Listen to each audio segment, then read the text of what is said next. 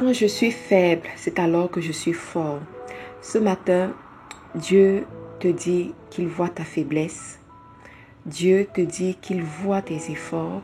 Il voit que des fois tu as l'impression d'être arrivé au bout et que tu ne peux plus avancer.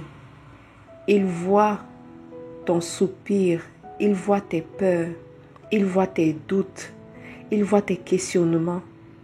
Il voit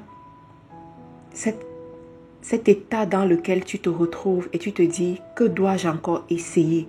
Que dois-je encore faire? Jusqu'à quand, Seigneur? Jusqu'à quand? Mais il te dit, quand je suis faible, c'est alors que je suis fort. C'est une parole que je tire de la Bible. Sache que quand tu es faible, c'est là où Dieu te rend fort. Quand tu as l'impression de tout abandonner, c'est là où Dieu vient soulever tes mains. Lorsque tu as l'impression que c'est fini pour toi, c'est là où le puissant guerrier, le lion de la tribu de Juda, apparaît et prend le contrôle total de la situation. Mais pour qu'il prenne la place, il faut que tu reconnaisses tes limites et tu le laisses prendre la place. Je me rappelle, à un moment donné de la vie, je me suis retrouvée devant une situation très difficile où j'avais tout essayé par mes propres forces. Je ne savais plus quoi faire. Et chaque fois, quand je priais, je demandais, Dieu, montre-moi quelle est encore l'autre stratégie que je dois appliquer. Qu'est-ce que je dois faire? Donne-moi l'audace d'aller rencontrer telle personne. Donne-moi et tout. C'était ça mes prières. Et je rentrais même dans les alliances. Je dis, quelle est l'alliance que je vais prendre avec Dieu? J'avais déjà pris des tonnes et des tonnes d'alliances.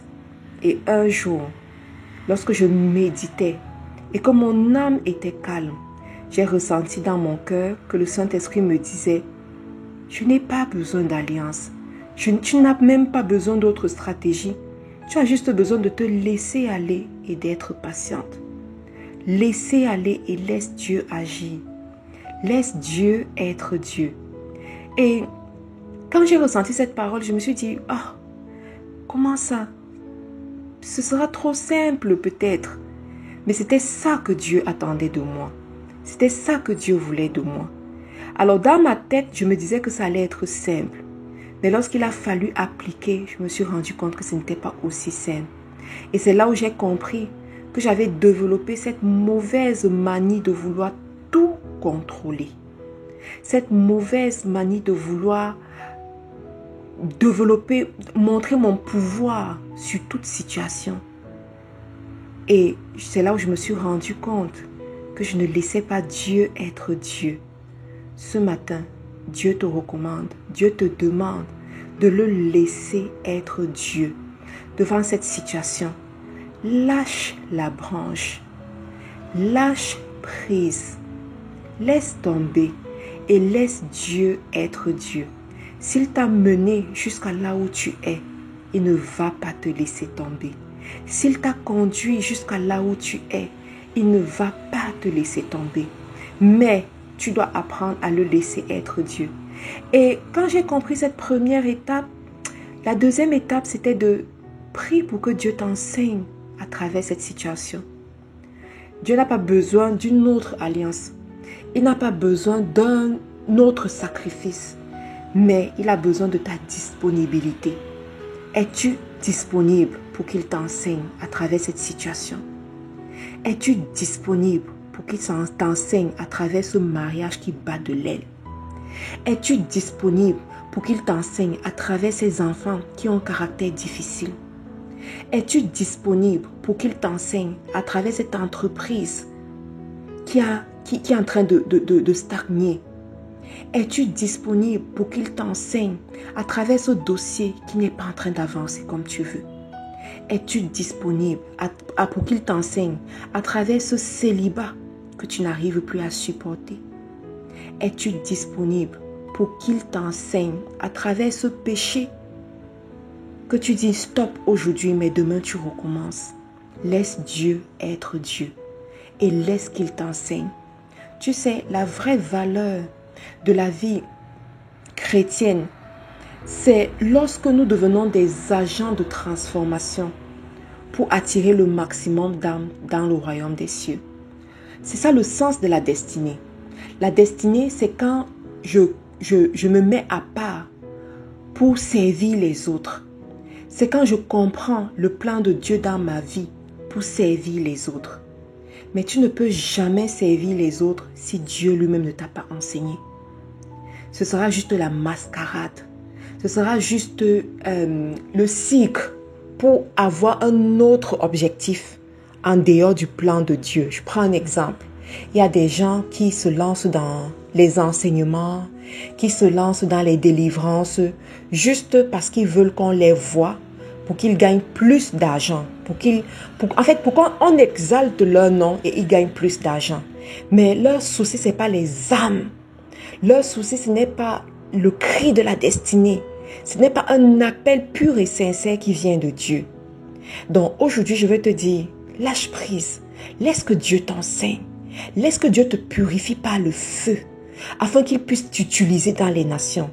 La vérité, c'est que je n'ai jamais vu une personne qui a été purifiée par le feu de Dieu et qui ne s'est pas réjouie par la suite. Je n'ai jamais vu une personne que Dieu lui-même a guidée, une personne que Dieu a amenée à conquérir, à renverser le Goliath devant lui.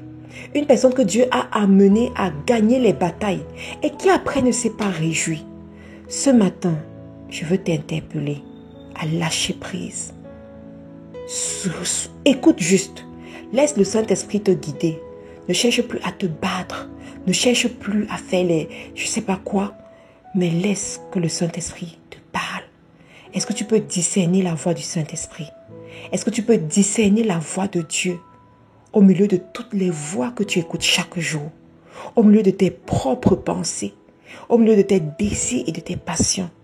Pendant que je parle, si tu te rends compte que tu ne peux pas le faire, ça veut dire que c'est sur ça que tu dois travailler. C'est ça même que tu dois faire. Au lieu de voiler tes yeux avec les jeûnes, prières, sacrifices, aumônes, ceci. Non. Laisse, mais distingue la voix de Dieu. Laisse, mais suis la voix de Dieu. Laisse le Saint-Esprit te parler. Laisse qu'il te montre le chemin et vois comment tu deviens calme.